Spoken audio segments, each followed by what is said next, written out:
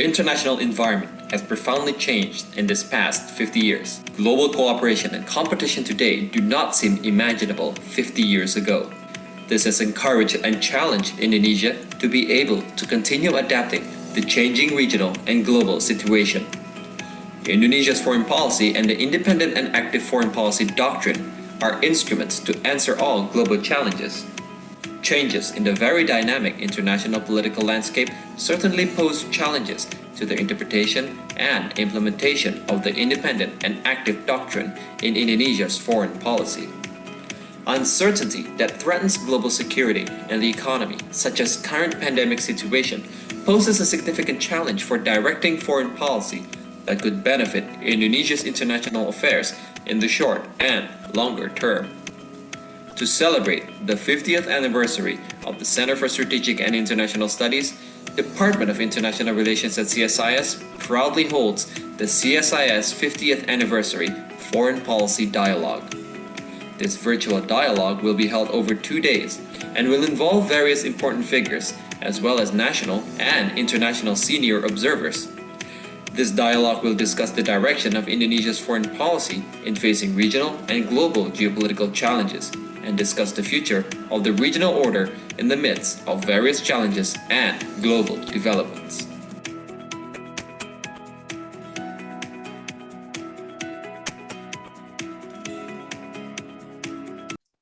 Good morning, distinguished guests, ladies and gentlemen, and members of the audience. Please allow me to introduce myself. My name is Gilang Kembara, and I will be your virtual host for today's event. Before I begin today's event, please allow me to warmly greet our panelists. May I first greet good morning and welcome to Professor the Honorable Gareth Evans, Distinguished Honorary Professor of Australian National University. A warm welcome and good morning to Professor Sung-Joo, Professor Emeritus, Korea University, and Chairman of the Asan Institute for Policy Studies. Last but not least, a very good morning and welcome to Professor Mely Caballero-Anthony, Professor of International Relations and Head of Center for Non-Traditional Security Studies, Rajaratnam School of International Studies, Nanyang Technological University.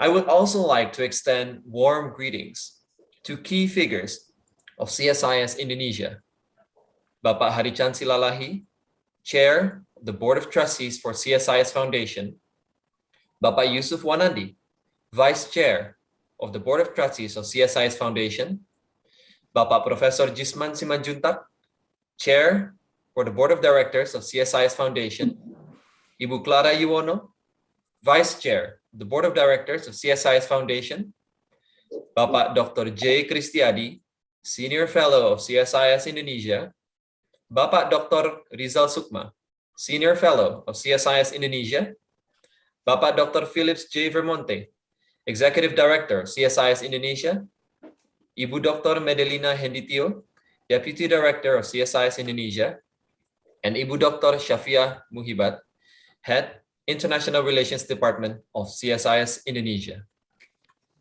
A very good morning and welcome to all of our participants, members of the audience, to today's event. Welcome to the CSIS 50th Anniversary Foreign Policy Dialogue, Indonesia and the Regional Order. This event is part of a series held by CSIS International Relations Department to commemorate the 50th anniversary of CSIS Indonesia. I would like to make a kind reminder that we will be using English as the event's working language. Simultaneous interpretation to Bahasa Indonesia is available under the interpretation feature on the lower right-hand corner of your Zoom display. Ladies and gentlemen, the opening remarks of today's event will be presented by Bapak Jusuf Wanandi. Before I invite Pak Jusuf, may I read a sentence or two of his biography? Bapak Jusuf Wanandi is a co-founder of CSIS Indonesia and currently holds the position as Vice Chairman of the Board of Trustees of the CSIS Foundation. Bapak Jusuf is also a publisher of the Jakarta Post Daily as well as Vice Chairman of the Board of Trustees of Prasetya Mulia University, Jakarta, and Chairman of the Foundation of Panchabakti University in Pontianak, West Kalimantan. He has written extensively in both national and international magazines and newspapers, and has edited a number of books on political and security developments in the Asia-Pacific region. Without further ado, may I now invite Bapak Jusuf Wanandi to present his opening remarks. Pak Jusuf, you may have the screen. Thank you, Gilang, for your kind introduction. Excellencies, ladies and gentlemen, may I first welcome all of you, especially our distinguished speakers, for this morning webinar on the future of regionalism in the region. And we had yesterday, the day before yesterday, one webinar also on the foreign policy of Indonesia. And there we have had 3 foreign ministers talking about the future of the policies. So today we are going to talk about the environment of Indonesia's actually foreign policy in the form of what are we going to do of regionalism in the future in this part of the world. Well, countries in East Asia needs to remember that economy is still the most important factor in our regional cooperation. Thus, WTO, RCEP, APEC, and TPP 11 should be on top of our priorities. Well, the ASEAN Plus 3 should be pushed to be the basis for cooperation in East Asia. In the longer term, we should also think of the establishment of a bigger framework for cooperation that include other big powers and middle powers that are influential in the developments of the whole of East Asia. These countries are the United States, India, Russia, Australia, and New Zealand. We already have the East Asian Summit, which is a summit consisting of them all. In the future, we need to think of a strategy to combine the Indo-Pacific idea and the EAS together, with the Indo-Pacific being the facade and the EAS the motor, while the ASEAN Plus 3 is the driver, at least according to me. Regionalism might be the strategic response of Asian countries to rising nationalist sentiments in the West. Asia is providing a vote of confidence to the rule-based multilateral system when many are turning to unilateral actions. If President Trump, or even now President Biden, is not willing to support the WTO or the TPP or any multilateral institutions, we should continue what we have been doing, by pursuing regionalism and inter-regionalism. We should negotiate high-quality RTAs with regional blocs such as Pacific Alliance and Mercosur. We should push for resumption of the stalled EU-ASEAN FTA. We should encourage other countries, in particular India, to join RCEP when they are ready, with the ultimate goal to merge RCEP with CPTPP to create FAIIA, the free trade arrangements of the Asia Pacific, which is a long-term vision of Asian integration. At one time, we were afraid RTAs are going to go against globalism. But in fact, the establishment of a new RTA per se is neither good or bad. It depends on how the institutions work with others. If there is a functional complementarity between global and regional institutions, rather than unhealthy competition, then the benefits of establishing a new institution would outweigh the risks. A good example for this is the case between AIIB, the Infrastructure Bank, and World Bank and ADB, or the Asia Development Bank.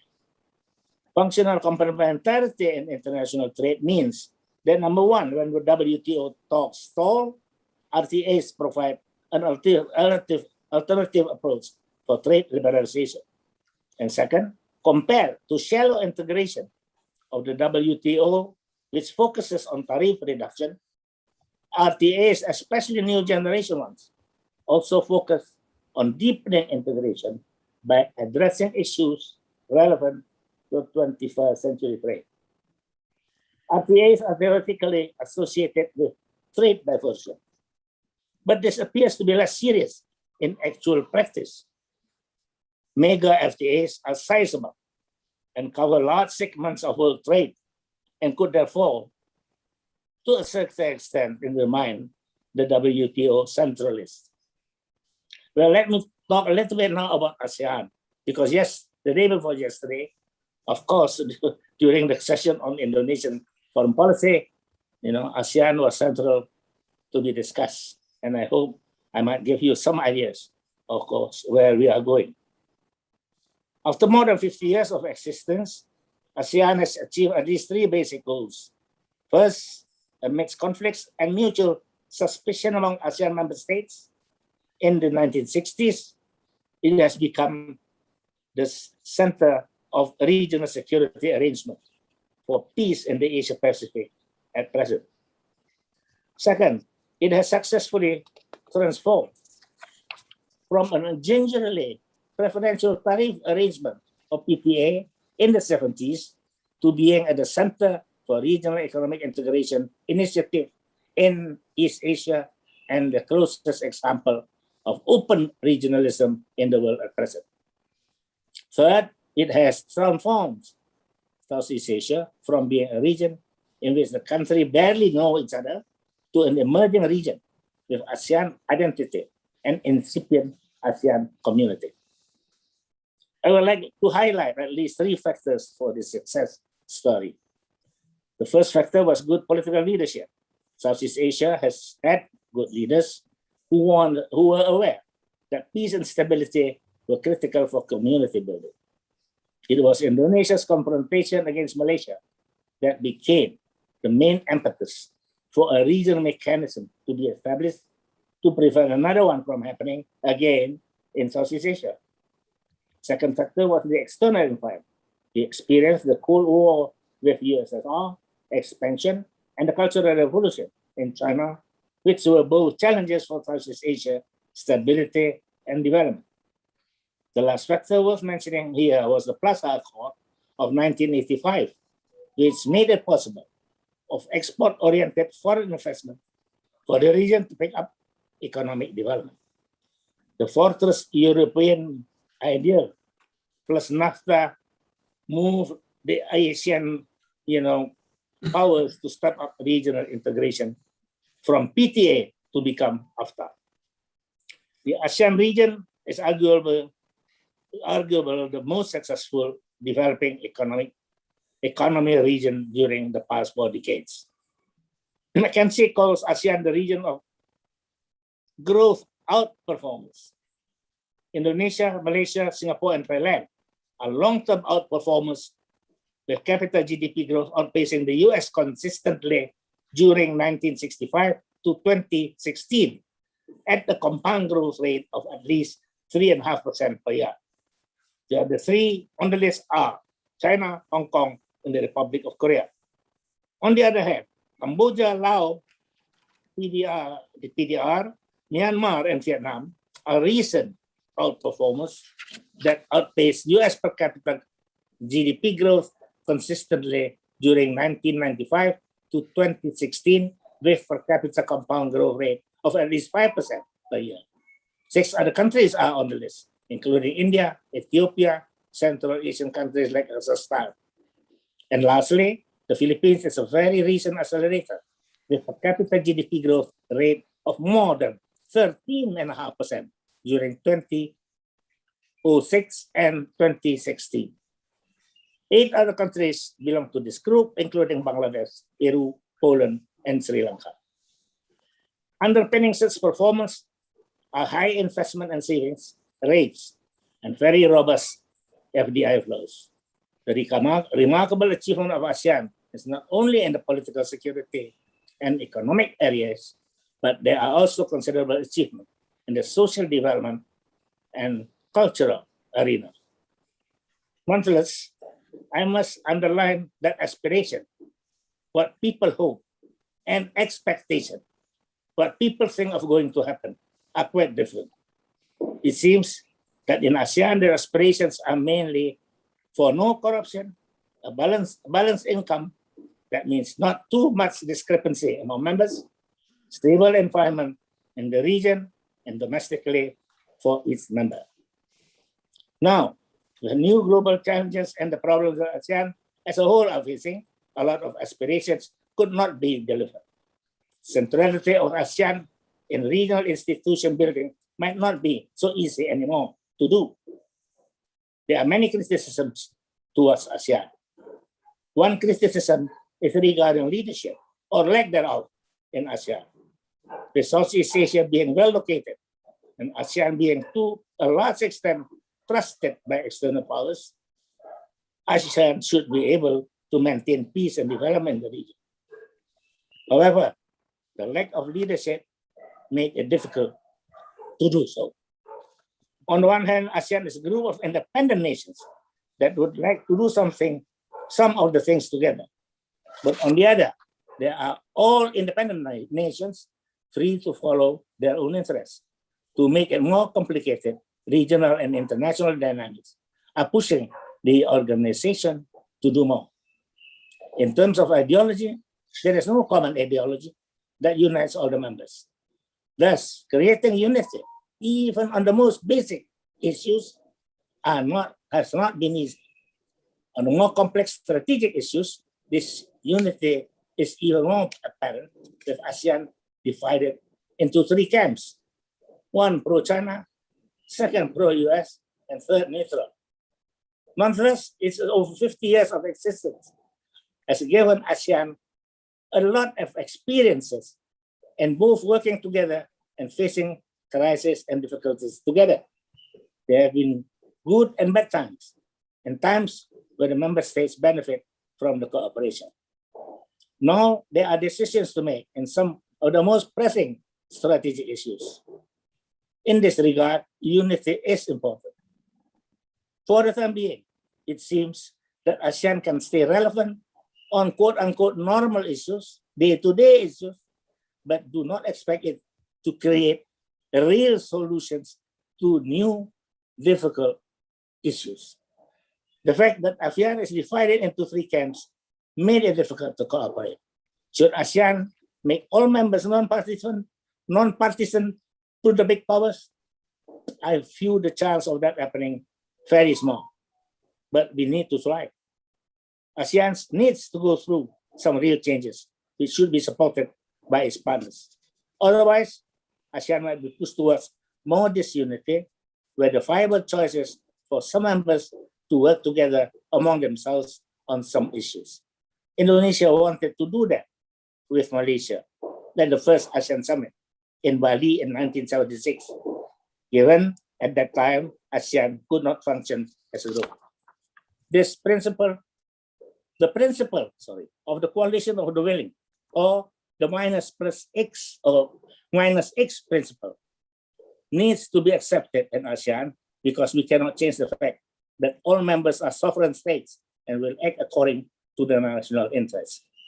If only a few members agree to a certain issue, this principle should be exercised. The principle has been exercised before, among others by Singapore, which has done so in a few cases that relates to their quote-unquote survival.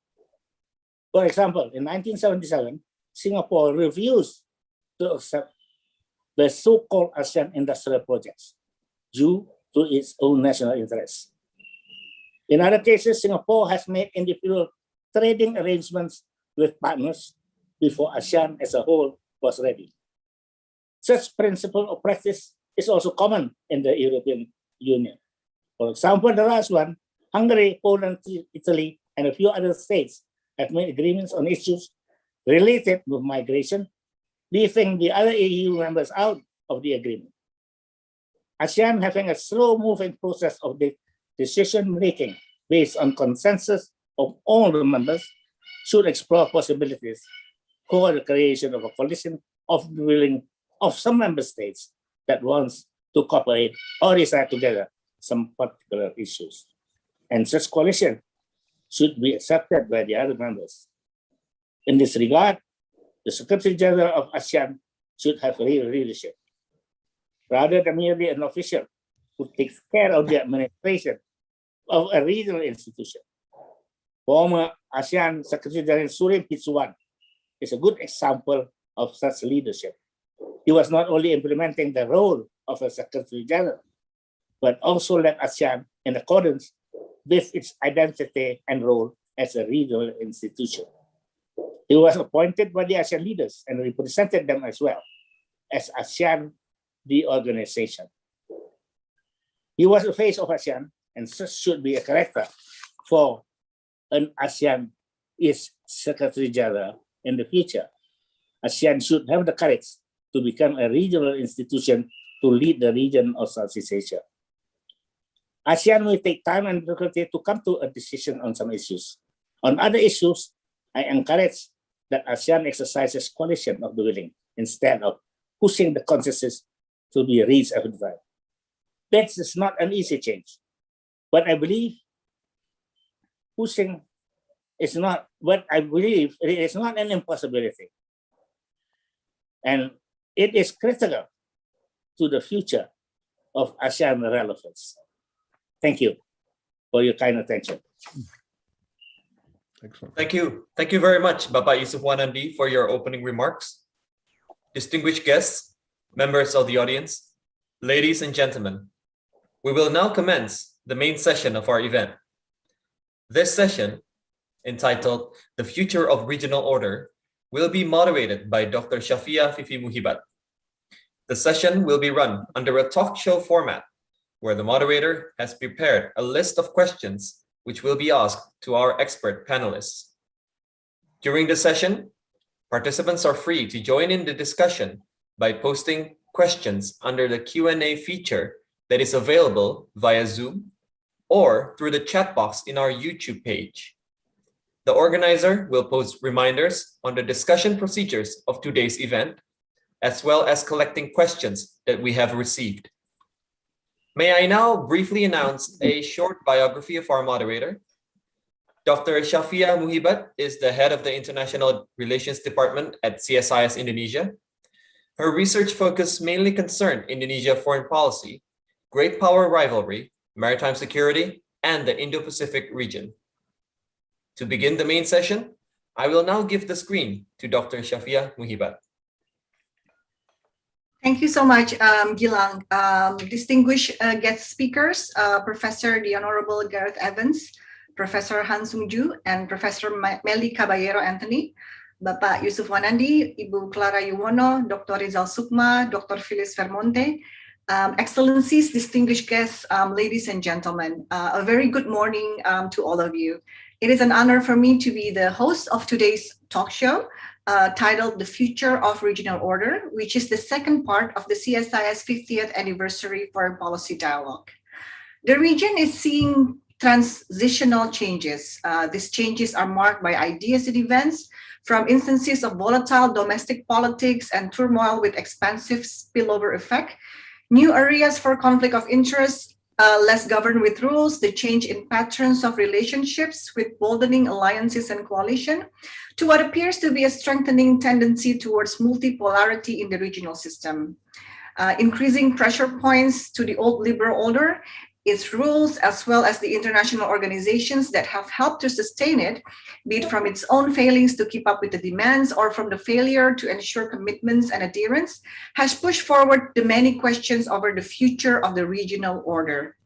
To discuss these important issues, this morning we have the honor of having 4 distinguished experts to join me and all of you in our discussion today. Although they need no introduction, please allow me to briefly read from their bio. The first expert is Professor the Honorable Gareth Evans. He is Distinguished Honorary Professor at the Australian National University, where he was Chancellor from the year 2010 until 2019, and President Emeritus of the International Crisis Group from 2000 to 2009. He was a cabinet minister in the Hawke and Keating Labour governments from 1983 to 1996, serving in various posts such as Attorney General, Minister for Resources and Energy, Minister for Transport and Communications, and Foreign Minister. He was also the leader of the government in the Senate and deputy leader of the opposition in the House of Representatives. He was also a member of UN Secretary General's Advisory Committee on Genocide and a member of UN Secretary General's High-Level Panel on Threats, Challenges, and Change. Our second expert is Professor Sung-Joo, Professor Emeritus at Korea University and the founder of the Asan Institute of Policy Studies in Korea. He previously served as the Minister of Foreign Affairs of the Republic of Korea from 1993 to 1994, UN Secretary General's Special Representative for Cyprus, member of the UN Inquiry Commission of the 1994 Rwanda Genocide, Chairman of the East Asia Vision Group, Ambassador of the Republic of Korea to United States, and Acting President of Korea University. He also taught in the City University of New York in 1970 to 1978 and was a visiting professor at Columbia University and Stanford University. Our third expert is Professor Mely Caballero-Anthony, Professor of International Relations and holds the President's Chair for International Relations and Security Studies. He is also head of the Center for Non-Traditional Security Studies at the S. Rajaratnam School of International Studies, RSIS, Nanyang Technological University, Singapore. She is currently a member of Asia-Pacific Leadership Network on Nuclear Non-Proliferation and Disarmament and advisor to Japan International Cooperation Agency Human Security Research Institute's project on human security since 2019.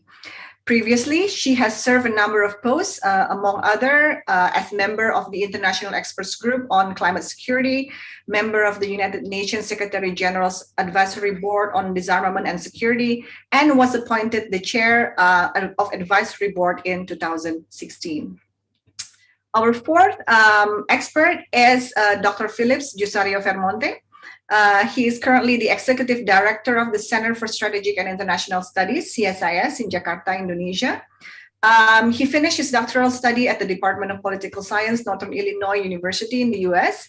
And his research interests includes comparative politics, voting behavior, electoral politics, and political parties in Indonesia. He is also the principal investigator of public opinion surveys conducted by CSIS. So those are our four experts, and I believe that we are going to have a very lively and interesting discussion this morning.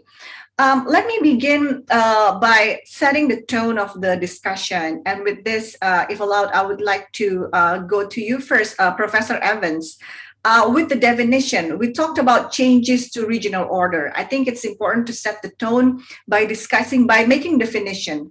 What do we refer to when we talk about regional order? You know, what has been understood as regional order? And what are the changes, if we talk about the changes to regional order, what are these changes that have reason to bring forward this notion of a changing regional order? Professor Evans, you have the screen now. Well, thank you very much, Shafiah, and it's a great pleasure and a privilege to join you all on this very special commemorative occasion. I think we best define international order generally as those arrangements and understandings which define and guide states in their relations with each other.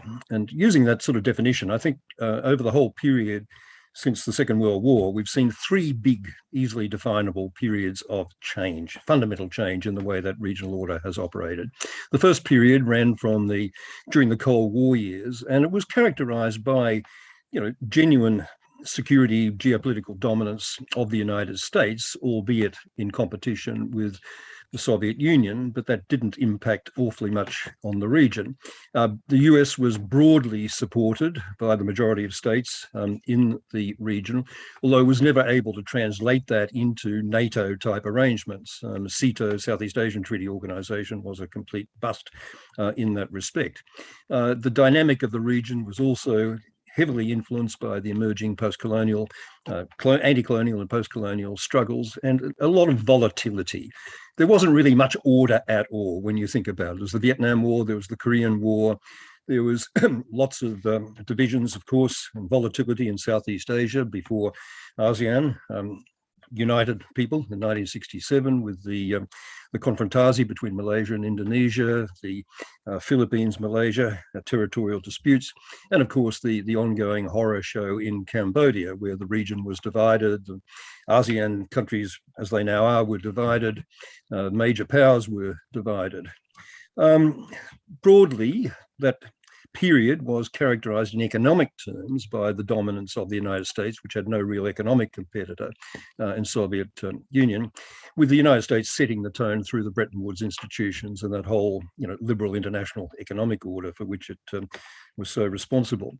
The post-Cold War period was rather different. It was a much more settled environment in which we had really unchallenged US liberal hegemony, from which everyone benefited, including beginning to be rising China.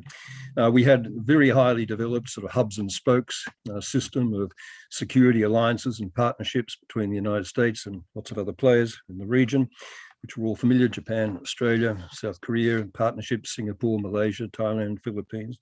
We had China beginning to grow very rapidly under the influence of Deng Xiaoping, after the Mao period catastrophe in the 70s, with its accession to the WTO in 2001 being a high point of China's commitment to economic rationality. But China at that stage still, of course, hiding its strength and biding its time under Deng's prescription. You had running sore issues like Cambodia resolved. You had ASEAN expanded and consolidated, and you had a new interest in multilateral security arrangements with the creation of APEC on the economic side, the ASEAN Regional Forum, and the other ASEAN convened ministerial dialogues, which became so much an important part of both the economic and the security architecture. So it was a pretty settled period and a pretty productive period for everyone. But for the last 10 years, last decade or so, since around 2010, we've seen some quite fundamental changes in this order. We've seen in particular the unstoppable rise of China, particularly with, of course, Xi Jinping as leader since 2012, newly asserting itself, no longer willing just to accept the role globally of rule taker, wants very much to be a participating rule maker, creating its own international institutions with the AIIB, as Pak Jusuf has already referred to, wanting its own strategic space and being prepared to stare down international law in order to get that space in the South China Sea, wanting basically its regional neighbors in Southeast Asia to revert to a kind of tributary status in which everybody is kowtowing. At the same time, as we've had this unstoppable rise of China, we've had obviously comparative decline of the United States. No longer the biggest dog on the block economically, at least in PPP terms, and maybe quite soon in market exchange rate terms as well. Under Trump, treating its allies in the region as encumbrances rather than assets. Post-Afghanistan under Joe Biden, still continuing a real concern among all of us in the region that America's not what it was, that it's going to be primarily governed by its own internal perceptions of self-interest without terribly much regard for the interests of the rest of us. At the same time as all this has been happening, we have had, I think we have to face it, and Pak Jusuf sort of acknowledged this in his own remarks, we have had a waning of ASEAN solidarity, which has been really quite significant. Picked apart by China over the South China Sea, states like Cambodia and Laos becoming basically wholly owned subsidiaries of Beijing, let's face it. A waning role for the ASEAN Regional Forum, which all of us had, me in particular, because I helped start it, had a lot of confidence in as a contributor to regional security dynamics. And with ASEAN still very obviously committed to the peaceful internal resolution of disputes, still very obviously a source of very important economic cooperation, as again Pak Jusuf mentioned, but nonetheless clearly declining influence, and the Myanmar situation, again, a bit of a horror story in that respect. So I think the overall dynamic in the region is that everyone's feeling their way in this new strategic rivalry environment. Nobody wants to take sides. None of us want to take sides. I think any of our countries between the United States as the great security force still, albeit with a question mark over its future intentions, but for effectively all of us, China unquestionably being our biggest economic partner, and most of us want to keep it that way. So that's the dynamic as I read it, and that's the changes as I perceive them. Can I quickly follow up on that, Professor Evans? So how do you see the prospect of peace and stability in the region with all this, ongoing changes? Well, everything depends on how the strategic rivalry between the United States and China plays out. Now, the rest of us are really bit players in this enterprise of the big scene setting. To avoid the situation ending in tears, I think we're going to have to see both sides stepping back a bit from where they are at the moment. For China, that means no more provocations with India and Japan so far as territorial issues are concerned. It means in the South China Sea, not relinquishing its historically based claims, such as they are to particular islands and particular reefs and so on. But at the same time, recognizing that it just has to be more observant of the ground rules about the UN Convention on the Law of the Sea than has so far been prepared to be. Maybe not eating very visible humble pie, but stepping back from that assertiveness, which is so confrontational and so potentially violence-provoking at the moment. I think it has to accept international trade rules. That might not be such a stretch for it when it comes to things like intellectual property. We can perhaps come back to those sort of issues later on. But it really has to recognize that it has to be a responsible player, a responsible stakeholder in that space. And it means for China, stepping back, moderating some of the real wolf warrior diplomacy rhetoric, which has been so destructive of its soft power and very much against its own interests. And it ought to be persuaded and capable of being persuaded about that. So far as the United States is stepping back is concerned, I think the rhetoric is really pretty important. I mean, the US has just got to stop using the P words, predominance, primacy, preeminence, that we're going to stay top dog in perpetuity. That doesn't play well, obviously, to Chinese ears, and it's not a reflection of the reality. Coexistence is the name of the game, not the dominance of either side. It means accepting for the United States the legitimacy of Chinese aspirations to play a more significant role in the big international organizations, in the governance of the IMF and the World Bank, and so on.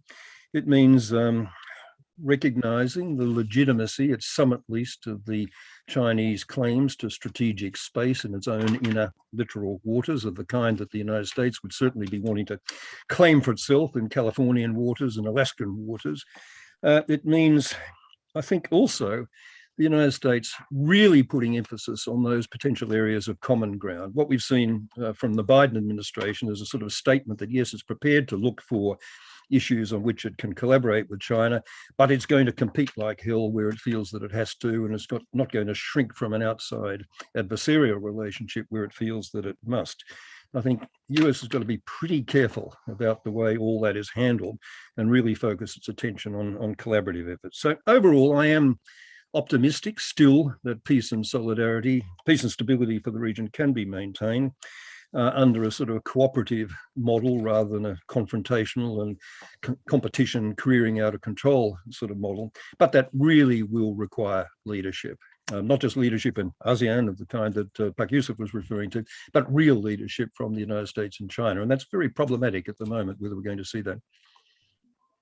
Thank you so much, Professor Evans. If I may, I'd like to move on to Professor Han Sung-Joo. Professor Han, we listened to Professor Evans discuss about, US-China, what we expect in the region. He talked about stepping back from assertiveness, about coexistence. What do you, can you go further into this? What patterns of behaviors can we expect to define the region? Will we, the countries in the region, be increasingly forced to choose sides between the US and China? How do you see, the prospect of this coexistence between the US and China and also maybe other major powers? You have the screen now, Professor Han. Sorry, Professor, you're still muted. Yes. Thank you very much. Professor Evans gave us a very good picture of the situation. The big picture, of course, is rivalry between the United States and China. Under Xi Jinping, China has moved away from Deng Xiaoping's dictum, which was hone your knife in darkness. In other words, be patient before you flex your muscles. And under Xi Jinping, China moved to what I would say, exercise your power or flex your muscles where and when it is necessary. In response, the United States, under two administrations, Trump's and Biden's, has moved from engagement and constructive interdependence to competition and containment, and now even hegemonial rivalry. Others are expected to take sides, one or the other. Some lean on the United States, others on China, and the rest are hedging, trying to be in good terms with both, or even take advantage of the rivalry.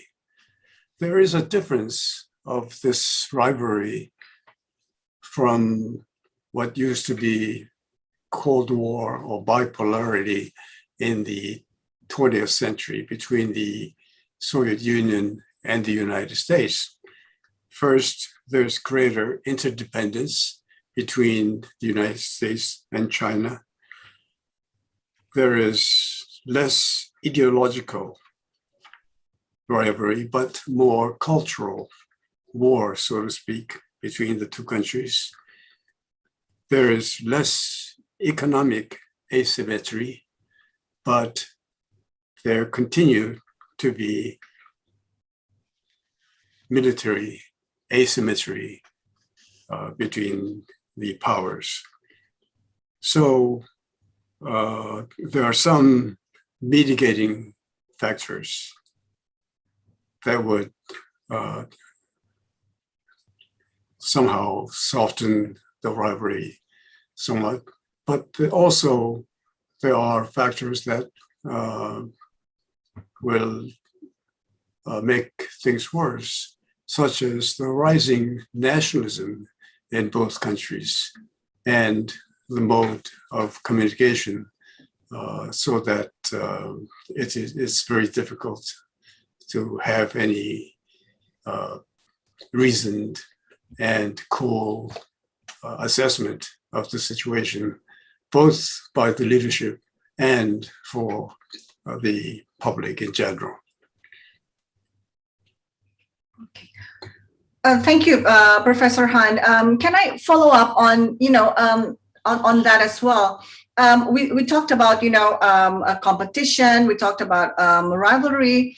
How can we ensure that major power competition do not create exclusive blocks? There are already concerns about, for us in Southeast Asia, for example, we're concerned about the Quad, for example, and creating new blocks. How can we ensure that this competition does not doesn't create an impact like that?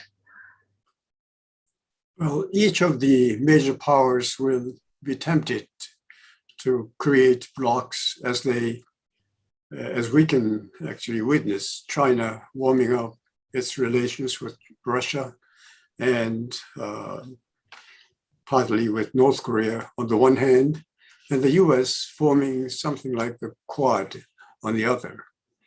One way to respond to the block making, or if not block preventing, would be to try to create interblock mechanisms, such as the OSCE in Europe, which will expand the agenda of the cooperation beyond security and military issues. Once I looked at what the OECD does, by the way, the Soviet Union used to be, and I suppose Russia is still a member of OECD. OSCE, and they have gone well beyond security issues. Interestingly, they have a committee dealing with the issue of Rome and Sindhi, which means the gypsies in Europe. And so I think this is one way to mitigate the ill effects of block making. Thank you so much, Professor Han. I'll move on to Professor Mely Anthony now. Professor Mely, I mean, all these changes to regional order has actually occurred for more than a decade already. But since last year, we have the pandemic, we have the COVID-19, and there are talks about the impact of COVID-19 to the regional order. What do you think about this? Has COVID-19 brought any changes to the future of regional order? If so, how can we project the sort of configuration to the regional system? For example, the pattern in states relation, what sort of new patterns in states relations, if any, will appear in the future? You have the screen now, Prof. Mely. Thank you very much, Dr. Fifi. And let me first also thank CSIS, congratulate them for the 50th anniversary and the invitation to join this very prestigious panel. I'm honored to be speaking together with Professor Evans, Professor Hanson-John, of course, a good friend, Philip. Now, my main point about the impact of the pandemic is that if, as Gareth and Jusuf had already said and described, a changing order, international and regional order, and because of different causes, one of that is, of course, power transition. We are now, in fact, as a result of the pandemic, compounding this risk and these uncertainties. Think about how we in Southeast Asia have always envisioned the regional order to be. While you do have, having to manage major power relations, we also have our own strategic thinking about an order that is peaceful and secure, an order that is stable, and one that is prosperous and inclusive. And this is all manifested in the kind of things that in Southeast Asia, ASEAN and its other ASEAN-led mechanisms have worked on. And let me just flesh it out.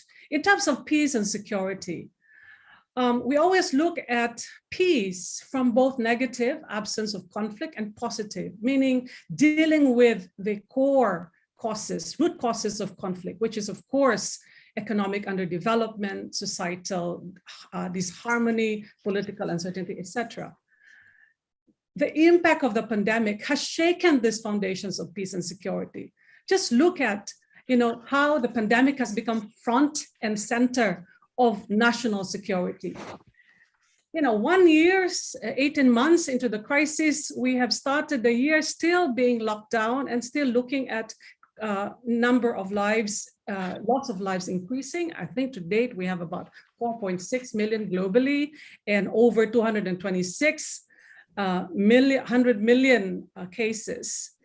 And this has spawned an economic debacle of global proportions that is threatening the very foundations, the very prosperity that the region has worked very hard to achieve. We have lost decades gained in economic prosperity. And just in terms of numbers, it's always good to bring numbers in it. You're always looking now, from last year to now, 100 million more people joining the poverty line, 115 more people becoming food insecure or hungry, and those that have been unemployed, another close to 100 million, 81 million and counting.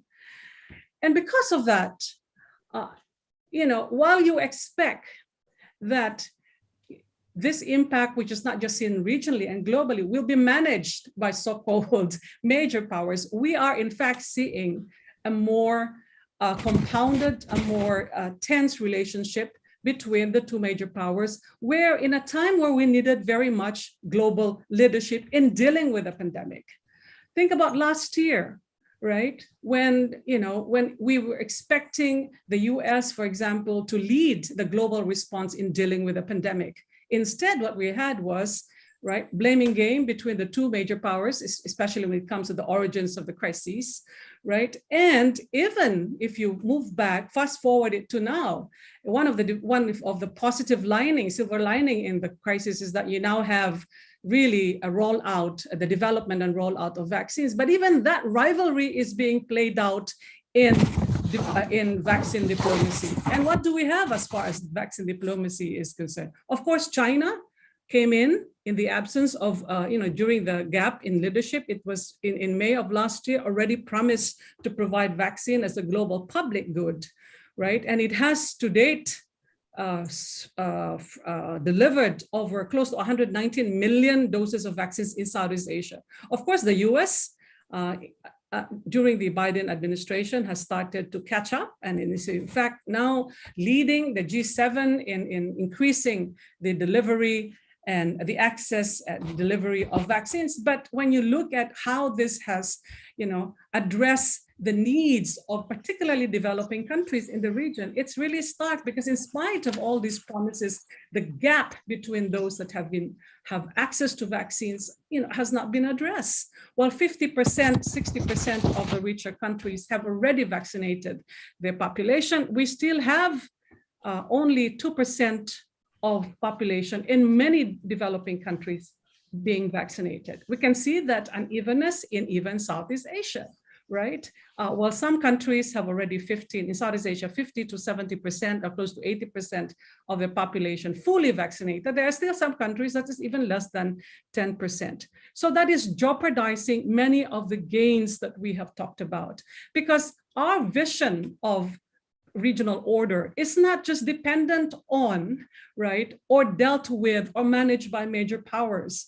There is really the impetus, the call, the urgency for regional mechanisms, our own members in ASEAN, to decisively address the impact, the devastating impact of this crisis. And what has happened so far? We have become so preoccupied with firefighting, in making sure that we are able to address bringing down infections so that we can have some semblance of normalcy. And as a result of that, right, the inability of certain governments to provide the basic social contract that we'll talk about. In ASEAN, we talk so much about resilience, national resilience, right? But even that is being threatened because of the inability of certain governments to provide for the economic assistance and medical assistance to infected. And as a result of that, there's a distrust in institutions. And because we are so caught up in firefighting, we have not been able to also respond in a timely and decisive manner some of the security developments in the region that is causing regional instability. And I'm talking in particular about the crisis in Myanmar as a result of the coup in February, which has happened during this time of the pandemic. And so while the global environment is being rocked by this increasing tension between major powers, we have our own challenges as well. And when you talk about the impact of that and shaping regional order or the international order, and in as much as regional organizations are critical in managing and providing solutions and contributing to global governance and global security, we ourselves are being rocked. And this is an environment or a time when, we are not talking about an uncertainty caused by, actual open conflict between major powers. It is something that we have not seen. It's a virus that's there and that has unfortunately have long-lasting consequences to how we envision regional order to be. And I repeat, peaceful and secure, stable, prosperous, and of course, inclusive. That's something that we can talk about later on. Thank you, Prof. Mely. So, you talked about, a more tense relationship among major powers. Regional states should not be dependent on major powers. But, this sounds for me very pessimistic and looking at the current condition. But do you see a way out of this? Maybe in the near future, what do the regional states need to do to actually get out of this being caught up in firefighting and all? Well, there are many ways, there are many pathways, but if you look at first things first, right? And this is where I think we can talk about the agency that we can exercise. One, the priority at the moment, I think, both in Southeast Asia, East Asia, and the wider international community is to get a hold of this crisis. And how do we do that? We all know that the answer to this becoming, to manage this pandemic is access to vaccines, right? And the access has been so uneven.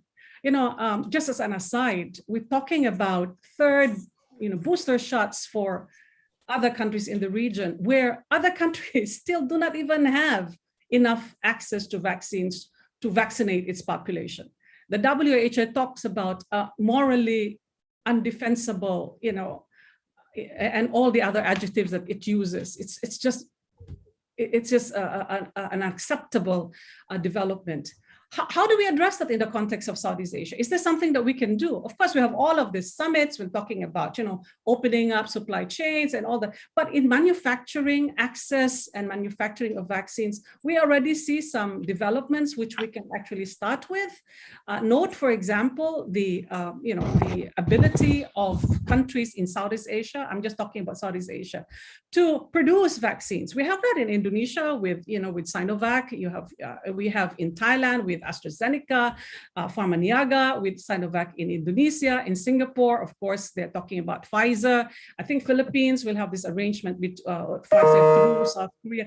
There has to be more effort, support from the government to expedite this, because we are not talking about a pandemic or a virus that's going to end this year, right? And with the various mutations of this virus, now the latest talk about is Lambda, and now it's MU, and there could be various Delta pluses. So that's one way where we can at least manage while there is confusion and where there's lack of clarity in pathways at the global level. The other thing I think that we can do is to support existing calls for, not just equity, global equity for vaccines, but reforms in global health governance. I hear no voice, ASEAN has been silent on the initiatives when it comes to a pandemic treaty, which is very important, because if there's anything that we have to think about in upscaling our competence in managing this shared transnational issue, it comes to transparency, surveillance, observing international health protocols, right? And we should be supporting it. But Jusuf talked about the lack of leadership. Yes, we have been absent in these conversations, in this dialogue, and it's about time you can reverse course, help in the sharing of vaccines, manufacturing of vaccines, have a voice in how these things are being dealt with, because this is just a precursor to all the other things that we need to do. Vaccine pandemic is just one issue. There's the looming threat of climate change, and we in Southeast Asia are vulnerable to the displacement, economic dislocation, etc. ASEAN needs to have that voice, and we don't have to rely on the US and China to do that. We have seen that whilst an analyst talks so much about, we have to manage major power relations, have they been able to help us, right, manage this, this real present danger that we have? We cannot rely solely. While we appreciate the need to engage with major powers, to have a role in mitigating that rivalry, there is incumbent upon ourselves to deal with our immediate problems. And the only way we can do that is to exercise our agency. Thank you, Prof. Mely. I'll turn to Dr. Phillips Vermonte now.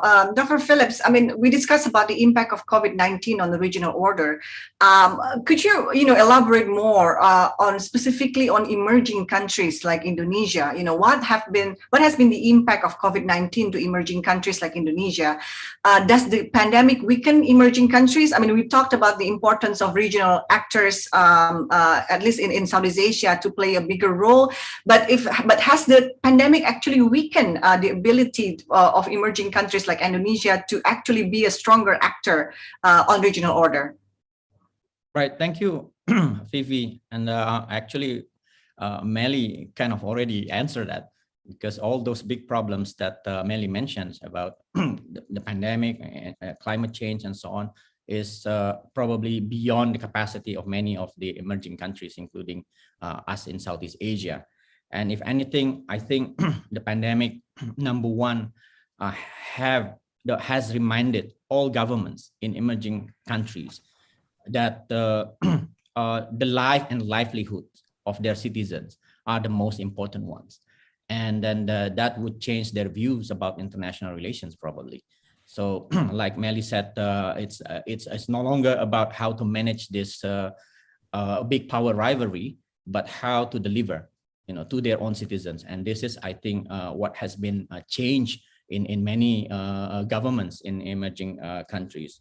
Number two, I think the pandemic has halted the economic progresses in many of these emerging countries, and the consequences might be huge, because the needs for economic recovery and so on would create, I think, big governments in many of these countries, because they require subsidies, they require the reprioritization of their budgets and so on, that would give more power to those governments, and the tendency to become more authoritarian, if you will, is there.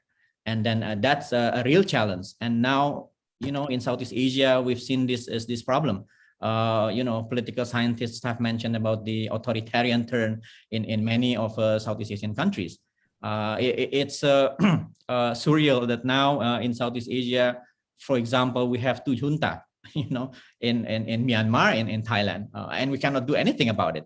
And then the political divisions in many other countries, in Malaysia and in some other countries also is there. So I think the real challenge really is about the governance in Southeast Asia. We are not, though, saying a democracy will be better than the authoritarian ones in dealing with the impact of the pandemic. But the question will be for us in Southeast Asia whether or not this government will deliver. Secondly, Mely also, I think, posed an interesting statement that in Southeast Asia, what we want is peace, stable, and prosperous region. We put so much concern about peace and stability, but the other side of the coin is prosperity. And then this is something I think that we in Southeast Asia might need to do more. For example, yesterday we had a very interesting discussion on Indonesian foreign policy, and former foreign minister Martin Natalegawa said something very interesting about, for example, the ASEAN outlook of the Indo-Pacific. And then he kind of alluded, though, that not much strategic part of the ASEAN outlook of the Indo-Pacific put too much focus on the functional cooperation. I think I agree with Pak Marty, though, but the other side of the coin is that the functional cooperation that we in Southeast Asia envision certainly is addressing the prosperity side of this geopolitical concept of Indo-Pacific. And this is not only important on the prosperity side, but I think what ASEAN countries has in mind, and we are not lucky, though, that once the ASEAN outlook on the Indo-Pacific was envisioned, then pandemic hits, ASEAN countries did not have the chance to immediately implement what are written in the ASEAN outlook in the Pacific. But the functional cooperation, especially in the post-pandemic era, I think, if there is ever will, I think we need to increase the number of exchanges that will lead to an increase of trust among countries in the Pacific. And that's, I think, what's the importance of the functional side of cooperation as we manage relations with major powers in this region. So what I'm saying is that when we are entering the difficult time in the post-pandemic, during the pandemic, in the post-pandemic, because we need to recover economically and so on. But at the same time, we should not lose sight on the strategic part, but add more prosperity side of this management of major power relations. Dr. Phillips, I mean, but then where do you see the role of these emerging powers, or some terminologies would coin it as middle powers like Indonesia in the future of regional order, with amidst all these challenges? On what particular issues is there an opportunity for emerging powers to play a role in the future? Well, this is a very interesting question. Gareth might remember how Australia started with this human security. Given the status of Australia back then was a middle power, but Australia was very cleverly played their role in creating norms and practices that would help major power to look over issues that might be of interest of less powerful countries. And that would include issues on human security. And we are not lacking of issues right now on the human security side, because as I said earlier, life and livelihood now at the center of attention of governments across the globe because of the pandemic. It's a matter of survival of your citizens, right? And then before the pandemic, we already have issues of climate. Mely mentioned about the potential climate refugees, for example, and then the cyclones, everything in Asia, in Southeast Asia in particular. So this approach of security through the humanitarian lens, I think what less powerful country can play a big role, because it is a necessity of our time right now. And Australia, Indonesia, probably through ASEAN can push on this agenda on the regional mechanism. Thank you, Phillips. Can I go back now to Professor Evans again? I mean, the idea, the basis of existing regional order in, the Asia-Pacific, or people say Indo-Pacific now, people say it's the norm set, from treaties, conventions, customary international law. But there has been ongoing perception that the current norm is not adequate to accommodate these changes that, both US and China at one point would like to see. In our assumption, these behaviors, for instance, could be on the preference on trade or intellectual property. The West has its own liberal idea. China's values might be different. And regional countries, a lot of them are still, actually be comfortable with this sort of, Chinese preference and less regard for stronger intellectual property rights. These are just some examples. If we conceive the regional order as a complex social system, who will likely define its norms, and what will likely the norms be? Professor Evans, you have the screen again. Well, the idea of norms is a very interesting one. It's essentially those very broadly recognized and accepted principles and standards that govern international behavior. It's not the same thing as order by any means. You can't really define or impose a norm.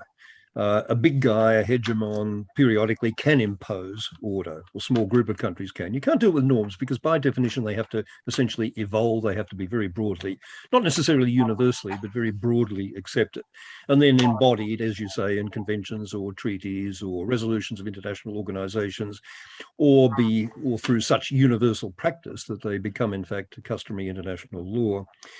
Usually norms of this kind, so described, do take time to evolve by definition, but sometimes they can evolve very, very rapidly in response to a perceived need. I mean, think of the norms that are now very clearly established in relation to landmines and cluster bombs as a result of the Ottawa and Oslo movements, respectively. Think of the speed with which responsibility to protect was embraced as a norm. Just a few years, 4 years after it was articulated by a commission, it becomes a unanimously adopted principle, albeit still with some distance to go in terms of effective implementation, but adopted as a normative principle, which clearly still has that status in the whole UN General Assembly. So what are the norms that matter most in our region? I think probably there's four of them. It's preserving sovereignty, it's preserving peace, it's enabling international trade and investment, the global standards that are associated with that aspiration. and it's a matter of the norm of protecting universally recognized human rights. What's the status of those? They're the most important ones, but what's the actual status of them? Well, that varies. In terms of sovereignty, I think that's a very well-established regional norm. Very strong, not least among the ASEAN countries. And certainly in terms of my advocacy and initiation of the responsibility to protect principle, there's no more sovereignty neurotic part of the world than Asia in terms of absolute unwillingness to accept any kind of potential intrusions into internal affairs. Preserving peace, that's a norm which is clearly under stress at the moment, as we were discussing last time round, with Chinese assertiveness, with the DPRK, as Sung-Joo will be acutely aware, breaking out on the nuclear front and not prepared to accept those constraints of the Non-Proliferation Treaty, which hitherto had been universally observed.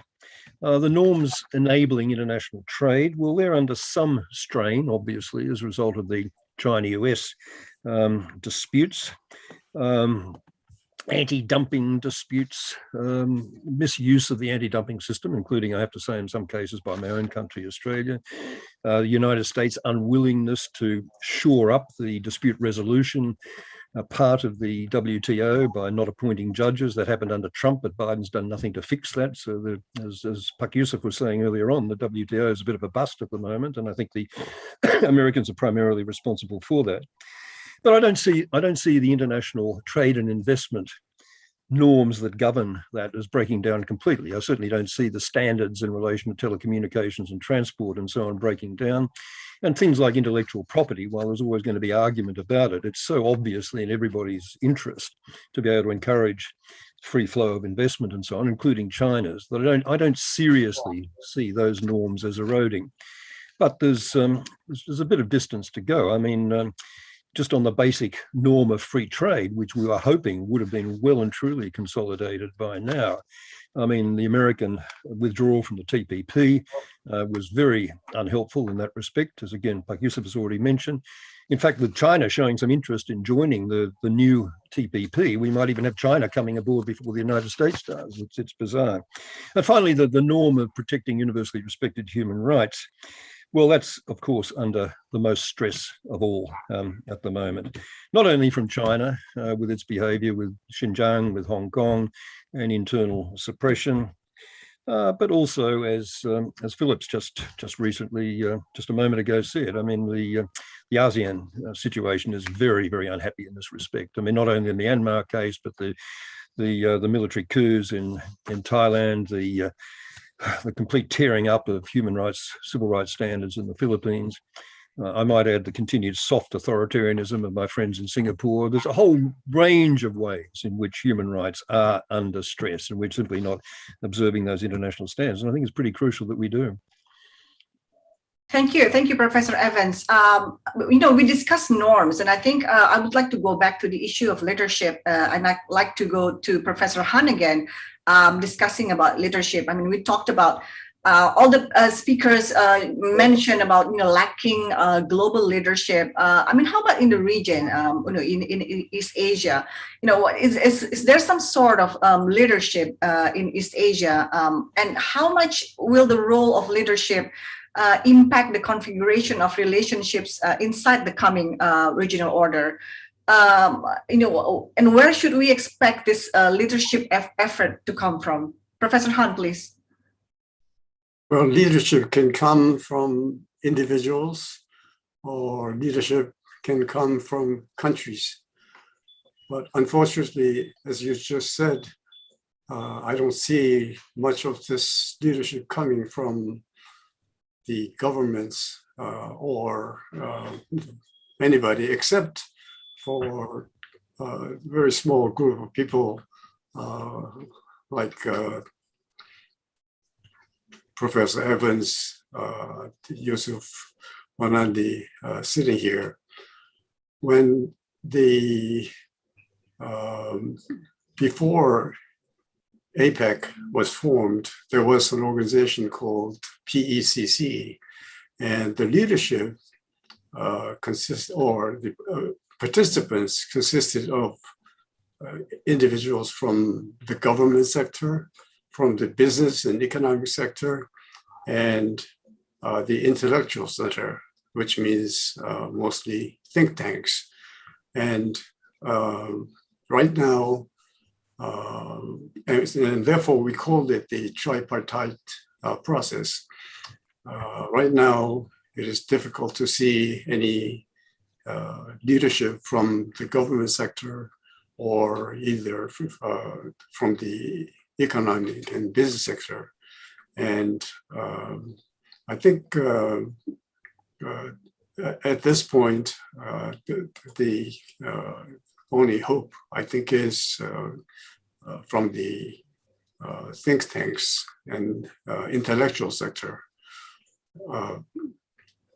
They can formulate what you call norms, for example. And norms are basically the norms that were agreed on after World War II through the United Nations, from the IMF, from the GATT and World Trade Organization. These were products of deals between the major powers and between the major powers on the one hand and the minor or smaller countries on the other. And the think tanks, leaders in the think tanks can formulate such deals for the actors, for the governments involved, because they will not do it themselves. They are too hung up with nationalism, their own politics. So whether it comes to trade liberalization, whether it comes to human rights, democracy, many of the governments will not cooperate. So the pressure has to come from the intellectual sector, i.e. the think tanks. So the leadership, I think, should come from the think tanks, including and especially such organizations as CSIS, which has a very important mission to do during the next 50 years, as it did during the past 50 years. Thank you. Thank you, Professor Han. I'll move on again to Professor Mely. Professor Han talked about, leadership can come from, from various sources. Can we discuss more about regional institutions? What do you think, the future role of regional institutions, especially when we discuss about managing great power and major power relations? Thank you. Role of regional organizations, and really want to stress here that it's not just managing major power relations, because the idea is that our security and order seems to be dependent on major power relations, and I think we should disabuse ourselves with that notion. We recognize it, but it is important that we have to look at what we can do. So regional institutions in a rapidly changing global environment, the main agenda is to making it fit for purpose. Why have we become not fit for purpose, so to speak? Well, if you talk about norms, some of the norms that we have promoted are actually are obstructing the way we deal with common transnational global challenges, right? Respect for sovereignty. We have used that. It's a great norm, but while other countries, other regions like the EU have tried to work around sovereignty, pooling of sovereignty, that has not happened in the case of Southeast Asia. But it's not just norms. Norms, is something that we use as standards to but what about capacity, right? And they're not mutually exclusive. You are able to increase capacity of the region when it comes to dealing not just with managing or resolving or trying to help resolve the Myanmar crisis, or trying to help extend humanitarian assistance, including protection of women, children, and refugees and migrant workers. right? You need to be able to increase the capacity, the skills and all that, but that has to be also supported by norms. And this is where I think as early as 2003, soon after the Asian financial crisis, Indonesia already talked about, bringing the level of capacity or cooperation, as Indonesia would say, level of cooperation to a higher plane, right? Which means that you cannot allow norms now to stand in the way of improving the capacity of the region to address regional security challenges. And so we need to be able to think about that. And to talk about abstract, but if you really want to sort of concretize it, make it more real in the current environment, we are faced with an existential threat, which is pandemic. And of course, there's climate change, right? How do we deal with it? How do norms help us address this issue? And how does ASEAN as a regional body, right, upgrades or retools itself to be able to improve public health governance? We have a global norm of public health, which is the International Health Regulation, which requires you to report any outbreak of infectious diseases, improve surveillance mechanism, at the same time share knowledge, information, at the same time share technology and data, etc. Has that been translated in the context of ASEAN? Well, I would like to argue that if there's any public health, any norms that has actually found traction in Southeast Asia, it's actually in disease surveillance and monitoring. We have had, because we have not just political leaders, by the way, but we have networks, right? Networks, the scientific community, the medical community have been able to strengthen that. And how does that make ASEAN fit for purpose? Okay, we have limitations, but because we have ASEAN and the ASEAN +3, in the first year of the pandemic, we actually fared better than the US and parts of Europe because you had that. So it wasn't just the skill, right? The structure, the mechanism, but also that we were able to adopt the norm. But however, if you want to deepen that, and this is really where you have to see how you can adjust that norm. Now, when it comes about helping manage pandemic, especially when there is a conflict, in conflict setting, and this is where the problem of Myanmar and even perhaps in Thailand happens. How do we in ASEAN make ourselves fit for purpose by working through our norms of non-interference, for example? This is where we can say, have we adopted the norms? Have we, for example, advanced or protected the norms of democracy, of human rights, or even just the norms of protection, right? Human security or responsibility to protect, freedom from fear and freedom from want. Yeah, so this is where I think we are really, the pandemic, the timing of the pandemic in this current environment where there's major power competition, I believe is a wake-up call, once again, for ASEAN to really rethink if it's still fit for purpose, right? We have the ASEAN outlook for the Indo-Pacific. We have painted a vision that is supposed to be, again, prosperous, stable, inclusive, right? And we want to include everybody. So we want to have the US and China on board with us when we deal with problems of public health, for example. We need to engage with China to be more transparent so that we do not have to doubt the numbers that are coming out. While we in Asia can have outbreaks or cases in the thousands, there's still doubt whether China the numbers are actually clear, are actually reliable, right?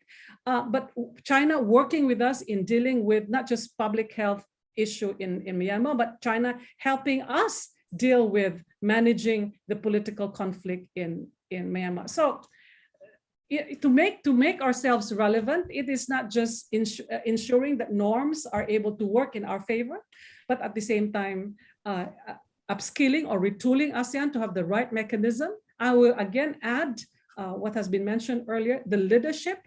And leadership, I think it's also why personality, we have a transition of leaders, that's one, right?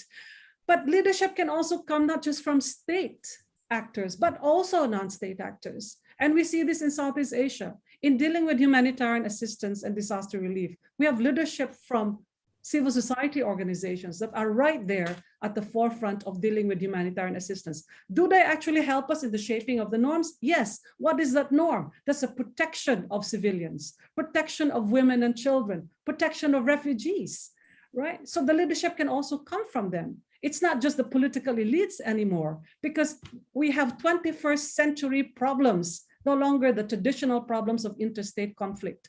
That plus many other things. Can I just come in for 1 minute? Sure, Professor Han. Prof. Mely, are you through with your comments? Sure, I'm done. Okay, Professor Han, please. I left out to say that the seed of APEC, for example, was sown by Australian leadership, by the National University and Professors Sir John Crawford, for example, Peter Drysdale. And so I think universities and think tanks look like they don't really have much power, but I think they indeed have a great deal of power. Thank you, Professor Han. Okay, I'll move on last to Dr. Phillips. I mean, we heard about Professor Mely repeatedly mentioning Myanmar. In Southeast Asia and beyond, our headlines are filled with news of coups, chaos, changes of leadership, distrust between governments and their constituents. These are, instances on how domestic transformations can impact regional politics. What's your take of this? Do you see that the extent that these domestic insecurity may impact regional politics? Yeah, Fifi, thank you. I think it is going back to the discussion put forward by Mely earlier, that this is partly caused by domestic changes in many of Southeast Asian countries. For one, right now, the downside, quote unquote, if you will, of democratization in Southeast Asia is that leaders come and go. Unlike in the past, where you have dictators ruling Southeast Asian countries for too long, for 20 years, 30 years, they knew each other well. So Suharto, Lee Kuan Yew, Mahathir, they could just, on Marcos, they could just pick up the phone and then, solve whatever problem they were facing. Right now, leaders come and go. They do not know each other well. And that, I think, affect the way leaders talk about the problems in the region. And that's why I think right now it is more difficult for Southeast Asian leaders to especially deal with the problem that is related to their domestic problem. That's one. Number two, then the lesson would be ASEAN really needs, I think, Mely, to really devise and develop norms and implementation mechanism. And that would be followed through when we face the repeated problems. And that, I think, now what is lacking in Southeast Asia. So coup after coup, we could not do anything with this problem, especially in the case of Myanmar and probably other places in Southeast Asia. But if I may also add to the discussion earlier, that is probably related to Southeast Asia as well. We have so many global hotspots right now, right? Myanmar is one, you have Afghanistan, you have South China Sea, you have Middle East, and so on. And actually, these global hotspots is a test for both superpower. It is a test for the United States, whether or not they will still commit their resources, their energy, their leadership to solve and provide international public goods, that is peace and security, but also a test for China, actually. I think the world also is waiting for China to show, how would China deal with these global hotspots. In my opinion, China has yet to show, how they would lead in solving global problems, and they do have a chance actually in South China Sea. The discussion about the COC, for example, If I were the Chinese leader, I would make it fast. And then I would show especially Southeast Asian countries, this is how we are going to deal with you if we do have problems in the future with the good intentions. But now that China is keep dragging on the COC and so on, doubt and distrust then continue to linger. So that's why I think then regional organization would play a very important role in solving problems, in the region. In the context of Southeast Asia, as Mely repeatedly said, we could not rely on the big powers to solve our problem in Southeast Asia, and I agree. And that's what ASEAN has been doing actually in the past. We produce norms that would be followed by the major powers that would want to have good relation with Southeast Asian countries. We produce Treaty of Amity and Cooperation, ASEAN nuclear free zones, and so on, that the big powers play our tones. They follow our norms. What we are seeing right now is probably not rules-based international relations, but rather rules-based hypocrisy, because big powers, right, they would only international agreement and norms whenever they see fit with their national interest. South China Sea, again, is one good example.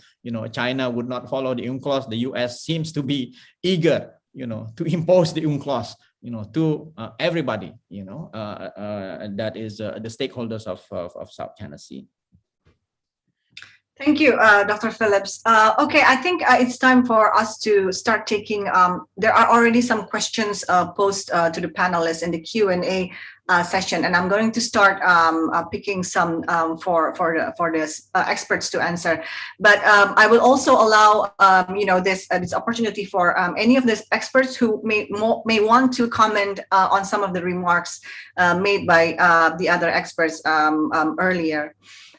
First, I'd like to take a question. There's a question from Dr. Rizal Sukma. He's raising the issue of, about countries like Indonesia wanting to stay neutral in the US-China rivalry. Indonesia, for example, and I think a lot of countries in Southeast Asia as well, wants to have good relations with both US and China. But China's behavior, for example, in the Natuna Sea, has raised questions among the Indonesian public and politicians about China's intention in the region. Would any of the experts like to comment on this, on China's relations with regional countries? Why does it seem like China wants to complicate relations with a lot of regional actors at the time when most countries are trying their best not to pick a side between China and the US? I'll open the floor to any of the experts who would like to comment, please. Well, I suppose I can say that Australia has been on the receiving end of some very hostile treatment from China, because we have put our head up and contested a number of aspects of China's behaviour, which they've found embarrassing or hurtful or just generally sort of unacceptable. So you do run risks when you call out bad behaviour, but you have to call out bad behaviour. You have to call out South China Sea overreach. You have to call out those gross human rights violations that we're seeing, and you have to call out anything else that China does that just is in violation of either international law or fundamentally accepted norms.